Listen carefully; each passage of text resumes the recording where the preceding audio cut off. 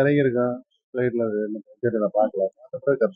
இல்ல அதான் தனிநபர் வருமான உச்சவரி அந்த வரம்பு வந்து 12 லட்சமா உயர்த்தி இருக்காங்க. நிறைய கிராமப்புறங்கள்ல 1.5 லட்சம் தபால் நிலையங்கள் ஏற்படுத்தப்படும் சொல்லியிருக்காங்க. விவசாயத்திற்கு முன்னுரிமை அளிக்கப்படும், அதற்கான தொழில்நுட்பங்களோட விவசாயம் செய்யப்படும் தான் சொல்லியிருக்காங்க. காப்பீட்டு துறையில வந்து கிட்டத்தட்ட 100% அந்நிய முதலீடு ஏற்படுத்தணும்லாம் சொல்லியிருக்காங்க. பீகார்ல விமான நிலையம் இது பண்ணுவோம்னு சொல்லியிருக்காங்க. இப்படி பல்வேறு திட்டங்கள் தமிழகத்துக்கான எந்த ஒரு திட்டமும் அறிவிக்கல. இந்த பட்ஜெட்டை எப்படி பாக்குறீங்க?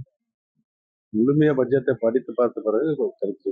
தொடர்ந்து அந்த எதிர்கட்சிகள் இன்னைக்கு கூட இந்த பட்ஜெட் தாக்கல் பண்ணும்போது எதிர்கட்சிகள் அமளியில் அவங்க எதிர்கட்சியில் அவருடைய வேலையை செய்கிறாரு. அப்புறம் முறையான விவாதங்கள் நடக்காம விதிமுறைகள் பட்ஜெட்ல எப்படி அடுத்த பட்ஜெட்டுக்கு தேதி கேட்டு டைம்ல கொடுக்கும். அதில் விவாதம் நடக்கும். அப்புறம் நம்ம நிதியமைச்சர் பதில் சொல்லுவாங்க. இதுல திருக்குறள்லாம் கூட மேற்கோள் காட்டி பட்ஜெட் இது பண்ணாங்க. தமிழகத்துக்கு எந்த ஒரு திட்டமும் திருக்குறள் வந்து உலக பொது குறள்.